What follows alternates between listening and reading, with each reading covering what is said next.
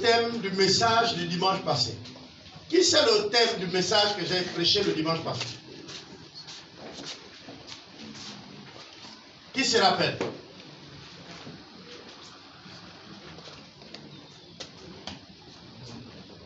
C'était comment réussir dans la vie, non? Comment réussir dans sa vie? Ou alors, comment être un porteur de bonnes nouvelles? J'étais étonné de voir que les amis de audio de l'internet, ceux qui s'occupent de la plateforme, me posent encore cette question parce que jusqu'à aujourd'hui, ils n'ont pas publié, ils n'ont plus le thème. Bon, je comprends. Mais il faut souvent noter. Ce matin, ce que je vais parler, c'est simple. Le thème, c'est « Je dois porter du fruit ». Le thème, je dois, c'est impératif. Je dois porter du fruit. Je dois porter du fruit. Mais avant qu'on ne continue, je vais demander à tous les papas de se lever, n'est-ce pas? Et nous allons acclamer Dieu très fort. Donc je vais demander aux papas de se lever. Aux papas de se lever, c'est la fête des pères. Voilà. Et le reste va acclamer Dieu très fort. Tu as eu un père, non?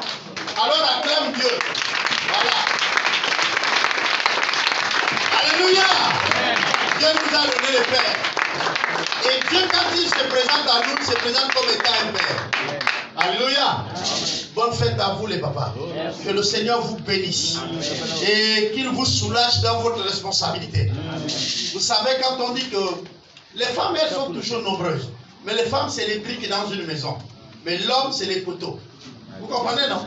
Dans une famille, vous pouvez avoir 3 hommes. Vous pouvez ne pas avoir leur importance. Mais quand le moment serait venu, vous avez besoin que ces hommes-là se lèvent. Alléluia. Je me rappelle qu'il y a de cela à peu près 2 mois, je recevais un coup de fil d'une famille qui n'a pas d'homme. Et leur maman se trouvait à une situation. Et ils m'ont appelé pour dire, Papa Albert, nous souhaitons que tu représentes papa pour maman parce qu'elle est convoquée devant des tribunaux. Et nous ne sommes que des filles. On va aller avec maman. Qu'est-ce qu'on pourrait dire là-bas? On veut qu'un homme au moins soit là comme père ou oncle. Et malheureusement, j'étais en train de voyager. Je les ai dit, je ne peux pas honorer, je suis en train de voyager. Sinon, j'aurais bien voulu venir honorer de votre sollicitation. Mais ce jour-là, je voyageais du côté opposé. Alléluia. Alors, je vais faire quelques dessins pour essayer d'aider notre mémoire. Hier, nos 2 appareils, les vidéoprojecteurs, le plus grand est allé du côté de Bethany, qui avait une rencontre des hommes là-bas, et nous avons été sollicités par le canal du pasteur Alexis pour aller enseigner. Alors, vous avez déjà entendu une expression qui dit que la vie c'est un voyage, n'est-ce pas? Hein? Ok.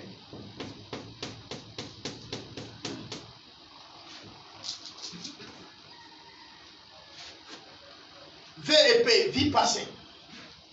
Je voudrais souligner ici que tout le monde a assurément déjà accepté le Seigneur. Je parle à l'église du Seigneur. Amen.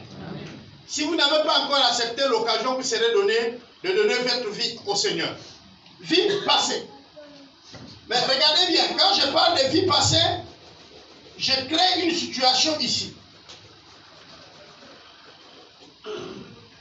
Ça suppose qu'en réalité, tout ce qui a été fait dans cette vie ici, ça a arrêté un moment. Il y a eu une situation sur la route.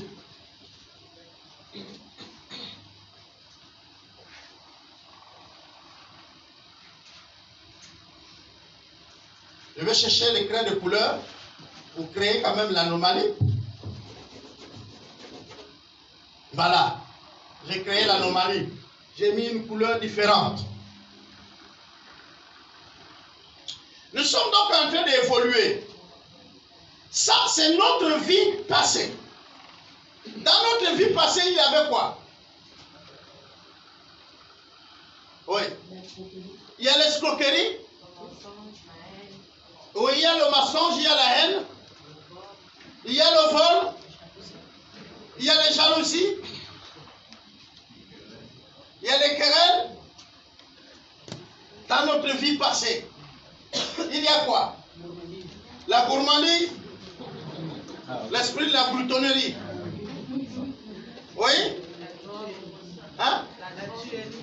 tuerie, donc l'assassinat. Et ça, ça a multiples formes. On peut revenir. On peut tuer quelqu'un bien qu'il est vivant. Quand vous ne parlez plus à quelqu'un, vous l'avez tué. Voilà. Quand vous avez une haine avec quelqu'un, ça dit que la personne est là en face de vous, mais pour vous, elle n'existe plus, non? Parce que vous ne lui adressez pas la parole, non? Donc vous l'avez tué. La Bible dit que c'est pareil. Voilà. On continue. Il y a quoi dans la vie là? Adultère. Adultère. Fornication, donc la débauche. L'hypocrisie. Hein? L'hypocrisie. L'hypocrisie, oui. On peut citer beaucoup, n'est-ce pas? Et puis ici, on va dire conversion. C'est avec ces noms. Et puis on va mettre V. Conversion. Dans le livre de Jean 1, au verset 12 et 13, qu'est-ce qui est dit dans conversion? Qu'est-ce qui est dit? Bon, il faut avoir vos Bibles, on va ouvrir. Il est écrit quoi? Parce que ma Bible peut dire quelque chose que ta Bible ne dit pas. Il est écrit comment? Parce que parfois, dis donc, c'est le leader qui a dit. Non, je veux que tu trouves ta Bible. Oui. Oui. À ceux qui croient en son nom, Oui. elle a donné le pouvoir de devenir enfants de Dieu. Donc, devenir des évêques. Lesquels sont nés, Oui. non du sang, Oui. ni de la volonté de Il faut parler encore des nés. Allons-y. ni de la volonté de l'homme, Oui. mais de Dieu. Ok. Donc, la conversion est synonyme de devenir. On est d'accord? Le devenir nous fait quoi? Nous fait une nouvelle naissance. C'est ce qui est dit dans ce verset. Une nouvelle naissance. Qui a déjà vu une nouvelle naissance? Entre nous. Qui a déjà vu une nouvelle naissance? Voilà. Il y a une naissance dans votre maison, n'est-ce pas? Le bébé, à un moment donné, était invisible. On sait qu'il existe, mais il est invisible. On ne peut pas le voir avec l'œil. Mais on sait qu'il est là. On peut le toucher sans le toucher. La mère le ressent, mais ne peut pas le voir. On est d'accord? Ensuite, cet enfant est né. Et quand il y a une naissance, on parle un nouveau quoi? Un nouveau né. Un nouveau bébé. Parlez le français que nous on parle là. Il ne faut pas me parler le gros français là-bas. Quand il y a un enfant qui est né, il y a un nouveau bébé. N'est-ce pas, non? Un nouveau enfant. On est d'accord? Maintenant, quand quelqu'un est nouveau là, ok, on va aller doucement. Quand l'enfant était dans le ventre, il mangeait comment? Ça, c'est le français. Parlez-moi bien. Quand la mère mange, il mange. Quand tu dis le cordon, tu as vu ça passer? Il faut parler bien. L'enfant mange ce que la mère mange. Voilà. Donc l'enfant mange par la bouche de sa mère. Intermédiaire. La mère mange et l'enfant mange. C'est vrai, on peut essayer de dire là où vous voulez rentrer, c'est un peu plus profond avec des amis de la médecine. Ils nous ont révélé beaucoup de choses. Oui, mais restons-nous. C'est quand la mère mange que l'enfant mange. L'enfant ne peut rien décider. Que la mère mange le poison, que la mère ne mange pas le poison, l'enfant n'a pas de choix. L'enfant mange ce que la mère lui donne. On est d'accord? Ça c'est bien. Quand il mange là, il est où? Dans le c'est comme dire qu'il n'est pas encore. Il est où?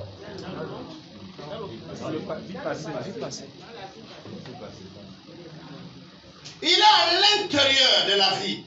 Mais on appelle ça la vie passée. Quand vous là, vous n'étiez pas né en Christ, vous dépendez de Satan. Vous n'avez pas de choix à pécher. Vous péchez de manière naturelle. Vous ne pouvez pas résister au péché. Pourquoi? Mais parce que celui qui vous englobe, celui qui vous a engendré en lui, est plus puissant que vous.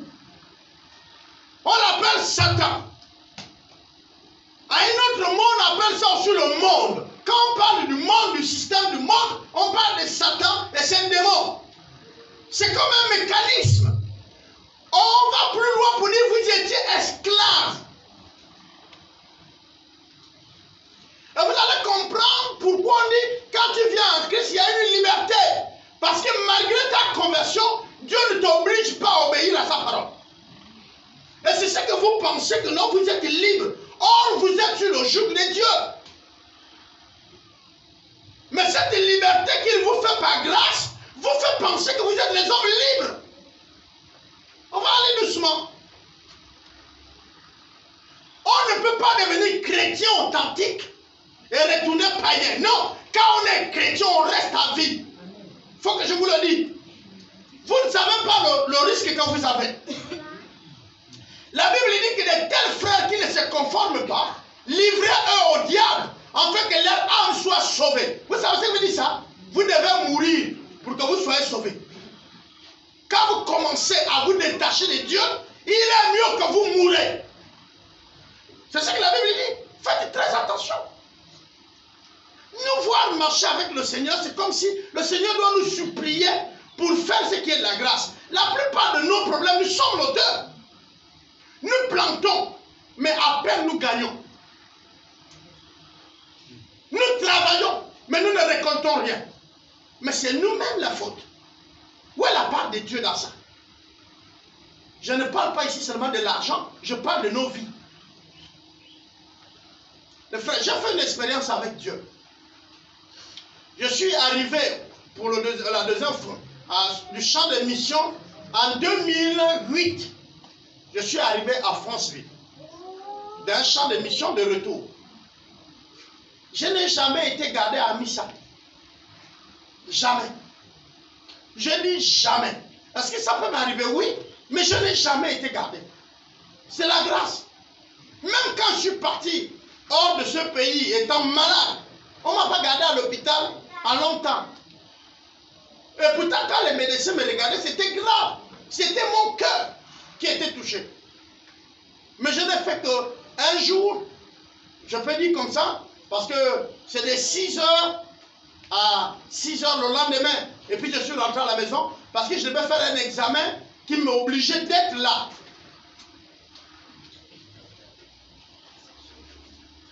Mais qui donne la santé?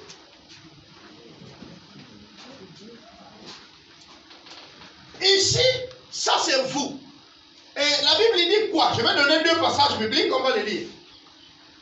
Un va fouiller 1 Corinthiens 5, 17. L'autre va fouiller Galates 6, le verset 15. 1 Corinthiens 5,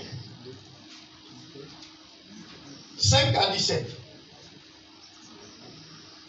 Galates, il n'y a pas. Je me suis trompé. Mais trouve-le.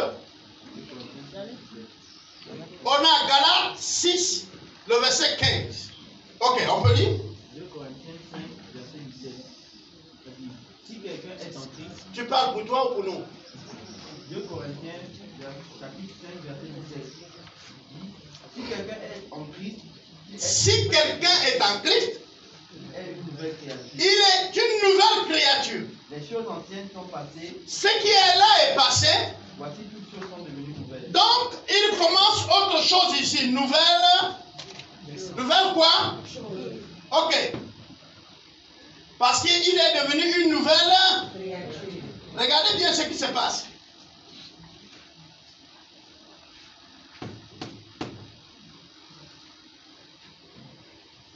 Nouvelle chose, nouvelle créature, nouvelle vie.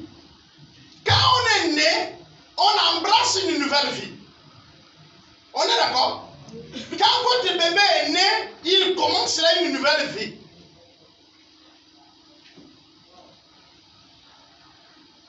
J'ai envie de nous demander de se lever et on va acclamer Dieu très fort pour les Mongols et les Kaboukas et les quoi? Les grands-pères catéchumènes.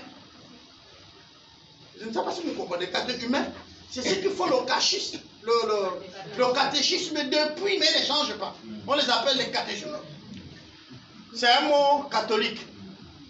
Maintenant, Je vais dire pourquoi j'ai dit les Mongols. Tu as mis au monde un enfant. Il n'utilise pas les mains. Il n'utilise pas les pieds. Il est là. Sur le lit, il est bébé. Ça t'arrange, non, toi, la main? C'est pas une grâce. Mais tu as quand même mis au monde, non? Donc, celui qui a un enfant a trouvé aussi le bonheur. Donc, même s'il ne marche pas, c'est un bonheur. Hein? Donc, vous pensez que Dieu est content de nous quand on ne progresse pas? Donc, Dieu est content de nous quand on n'arrive pas à bouger, à évoluer. Nous sommes les chrétiens depuis des années. Mais nos vies ne bougent pas. Et Dieu est content des Mongols. Vous n'êtes pas content des Mongols, mais c'est Dieu qui est content. Le Mongol de Dieu, c'est toi. Tu ne veux pas changer. On te dit rentre. Vous pensez que quand vous laissez l'enfant assis, il va d'un côté, il tombe, non? S'il pouvait parler, il vous dit, maman ne me laisse plus assis. Tu vois, j'ai eu la bosse ici, non? Ne me laisse plus. Mais vous déposez, non? Vous le sécurisez un peu avec les habits. Mais malgré ça, quand tu n'es pas là, il fait comment? Il tombe, non? Qui vous a dit que pour vivre la vie chrétienne, il faut que vous connaissiez tout? Il faut que vous vous engagez à faire. Et c'est maintenant que vous faites que vous réussirez. Personne n'a appris à prêcher. Et il était d'abord dans l'école de prêche. Et puis un bon matin, il est venu prêcher. Il est au top. C'est faux. Si je vous sors mes anciennes prédications, vous allez rire. Le micro est bon. C'est bon. Vous allez rire parce que parfois je disais les choses, même que Dieu riait, parce que ce n'était pas vrai.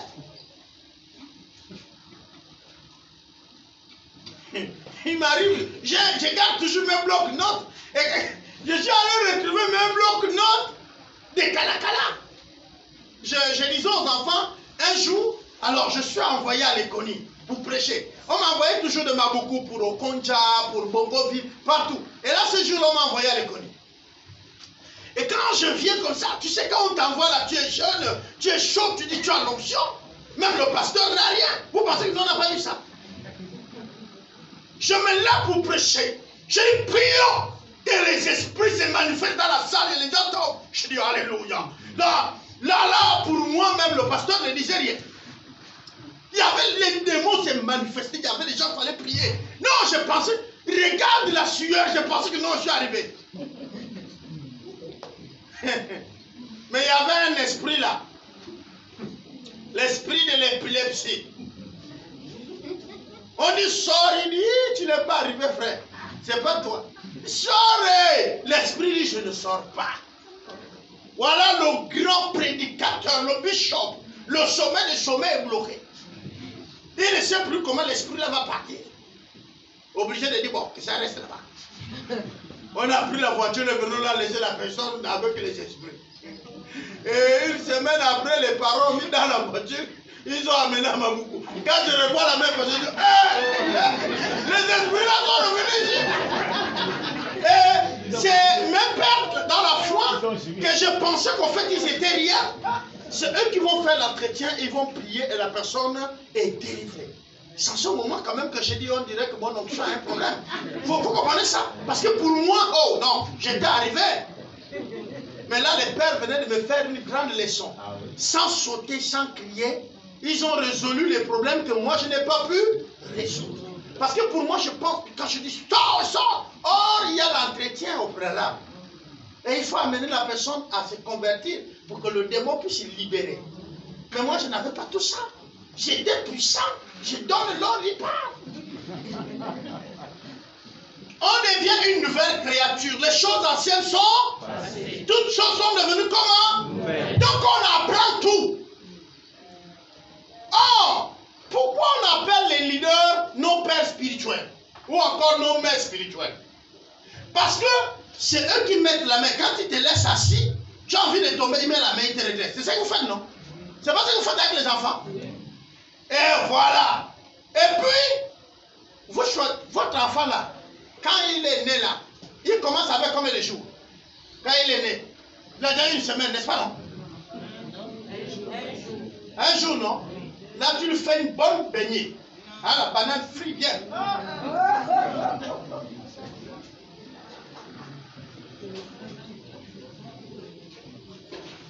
Mais vous ne comprenez pas. Nous gérons toutes les couches ici. Il y a les bébés qui sont nés, il y a ceux qui rentrent, il y a ceux qui courent, et puis il y a ceux qui sont déjà... Est-ce que vous comprenez? Et vous allez voir que nos prédications varient.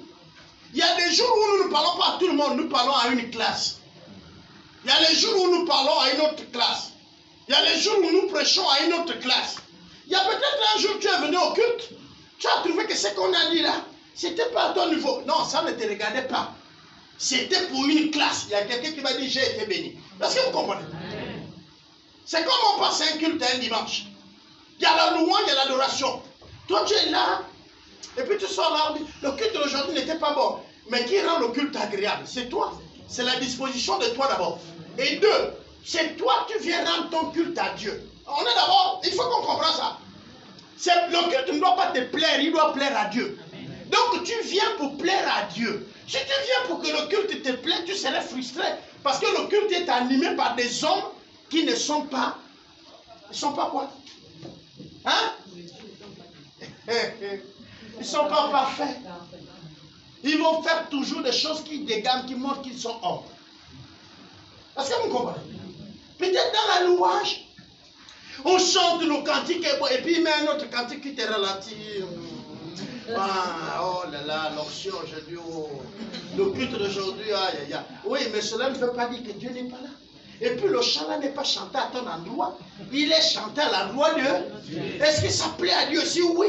Mais mon frère, tu te fais du mauvais sang pour rien. Le culte n'est pas dédié à toi. Toi, tu viens pour donner, pour rendre culte à Dieu, pour te joindre aux autres, pour que vous avancez. Et on va aller. On a ici la nouvelle créature. Waouh! Ce n'est plus la personne qui était ici. On est d'accord? Ici, il est né. Quand il est né, il est devenu une nouvelle. Un nouveau quoi? Converti. Les choses anciennes ont fait comment? Ok, on a cité les choses anciennes. On est d'accord? On a cité quoi? Le mensonge. On a cité quoi? Le vol. Mais laissez-moi vous dire que ça ne quitte pas comme quand tu as lavé ton vêtement de la saleté qui est là.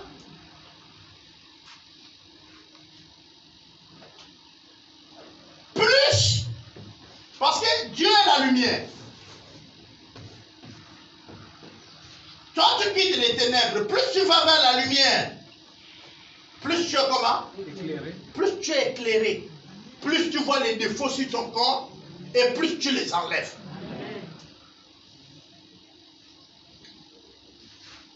Est-ce qu'on s'est saisi là? À ce niveau-là, le bébé est né. Bien. Mais il a encore bébé, on est d'accord? Et il dépend encore de qui? De la mère et du père. Les mamans, vous avez toujours la tendance de vouloir prendre les enfants pour vous. Mais nous, on paye le lait, les habits. Donc nous aussi, on est là, la nourriture. Pourquoi? Parce que le bébé reste toujours là à vous. C'est notre bébé. Voilà. Donc, les parents nourrissent le bébé et la cuillère, c'est une petite cuillère. On est d'accord? Parfois, des préférences, un peu du plastique pour que ça ne fait pas mal à la bouche. Vous prenez toutes les dispositions pour que l'enfant n'a pas mal. Vous savez, hier, nous étions en train de discuter avec un pasteur et le soir, quand je regardais la télé, j'étais encore en train de rire. Parfois, on pense que le pasteur n'a pas mal. Mais quand tu prends soin d'une âme, quand tu prends soin d'un frère ou d'une soeur, tu t'investis, tu pries pour la personne ne connaît même pas. Tu pries pour elle parfois à la maison. Tu fais ce que tu peux pour que la personne se réveille. Et parfois, la personne ne vient plus dans l'église. Il ne te dit pas la raison même qu'il ne vient plus. Il pense que ça ne fait pas mal au pasteur. Ça, c'est un. Deuxièmement, la personne là ne te salue même plus quand elle te voit dehors. C'est comme si vous êtes devenu un ennemi. quelqu'un qui, après vous demandez où j'ai eu les problèmes. Tu regardes ta vie, tu dis que tu n'as pas de problème. Mais tu as des problèmes graves. Dieu, ce n'est pas une paroisse. Dieu s'est choisi des hommes. Et parmi ces hommes, il y a celui qui est devant toi.